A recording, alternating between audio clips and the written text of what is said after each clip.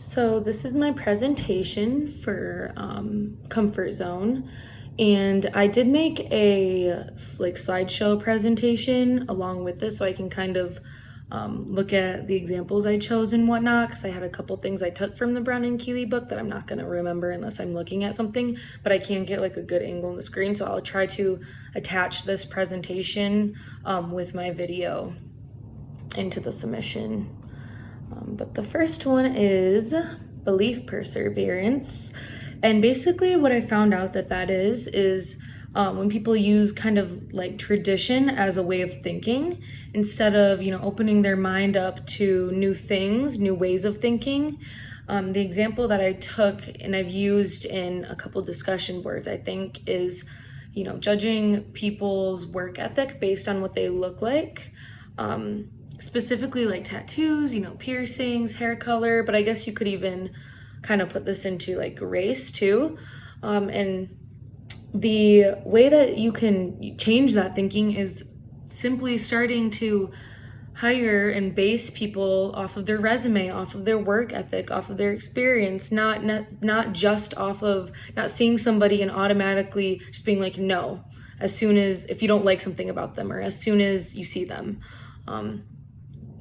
And a quote that I took from the Brown and Keeley book that I liked a lot and I wanted to make sure that I put in here is from the famous scientist Francis Bacon. And he said, "When we change our minds in light of a superior argument, we deserve to be proud that we have resisted the temptation to remain true to long-held beliefs. Such a change of mind deserves to be seen as reflecting a rare strength." And I really liked that because it kind of explained very well that like it's a strength, it's a good thing if you can put your old traditions aside and like open your mind up to new things and new ways of thinking. I really liked that quote. The next one is availability heuristic.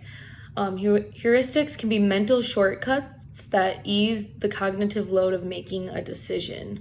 The example that Brown and Keeley used was, even though flying an airplane is safe, many travelers refuse to fly for months after a plane crash, even though a single crash plays a larger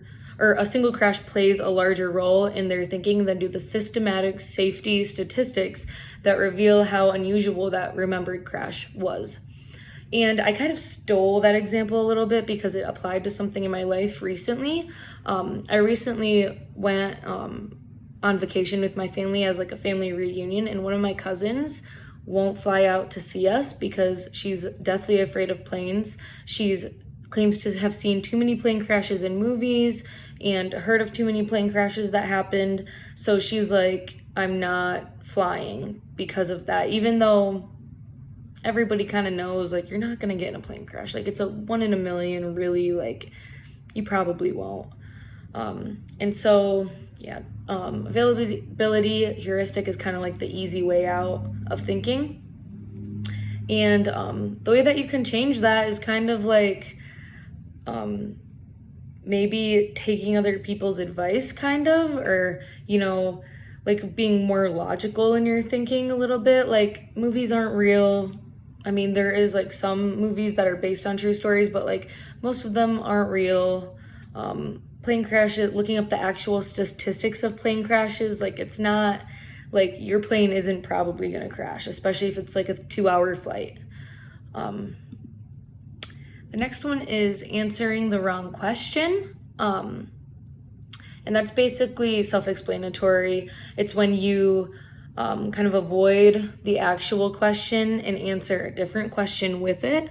The example that I used was from work. I'm a manager at a restaurant, and we'll ask the servers before they get ready to leave, like, did you do your assigned side work? So I'll be like, did you sweep the dining room?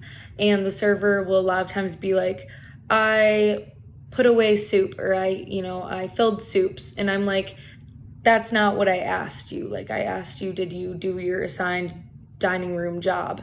And so they'll kind of, try to sway my way of thinking, like to get out of doing something. They answer a different question like, oh, but I did this. And I kind of thought that was a good example that applied to my life directly. The next one is egocentrism. And this is basically like when, I think this one happens a lot in politics, but it's basically when it's the inability to accurately assume or understand any perspective other than one's own. And the example that I use has to do with politics, kind of, but it's when my dad is talking about politics, he often feels the need to sway people to come on his side instead of just, having a conversation. Like, he doesn't stop until he feels like the other person believes him or changed their mind. And the way that you can change this is, like, you can argue your opinion, but you don't need to, convince anybody of anything. And he has a tendency to not stop. Like, he will go on for hours, or he will get so worked up over it. And I have to remind him a lot of time, like, it's okay to have a different point of view. That's what makes the world interesting. Everyone's different. Everyone has a different way of thinking. If we all thought the same, it would be kind of boring. So that's my example of egocentrism. And the last one is wishful thinking. The Brown and Keeley book said a form of wishful thinking is called magical thinking, which I thought was interesting. And basically what that is it's when people rely on magic as a causal explanation for things that science has not acceptably explained, or to attempt to control things that science cannot. And I don't know if this is really a good example, but it reminded me of this. It reminded me of that TED Talk that you sent us earlier in the year, and it was a girl who was a ghost hunter, but basically she went into these like haunted places, or whatever, and when she hunts for ghosts, she always would find like a scientific explanation behind it, and I kind of thought that was somewhere along the lines of magical thinking. Like, people will automatically be like, it's a ghost, instead of like really thinking about it and thinking of all of the different kinds of things that could happen. Just because science can't explain it immediately doesn't necessarily like mean that it's some magical ghost or some, whatever.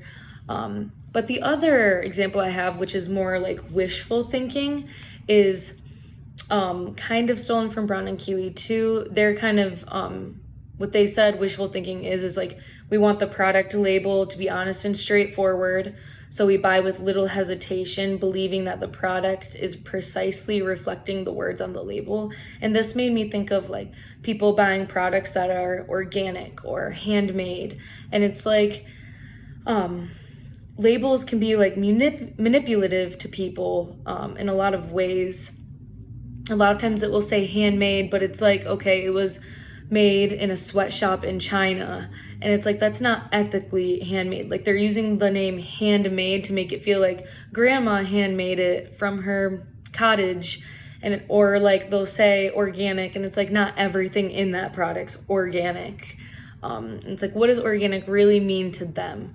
So the way that you can kind of change this way of thinking is, double checking your products, buying more local, I think, doing more research on your products is super important. Yeah, that's kind of my comfort zone presentation. Like I said, I'll try to attach this slideshow with my submission.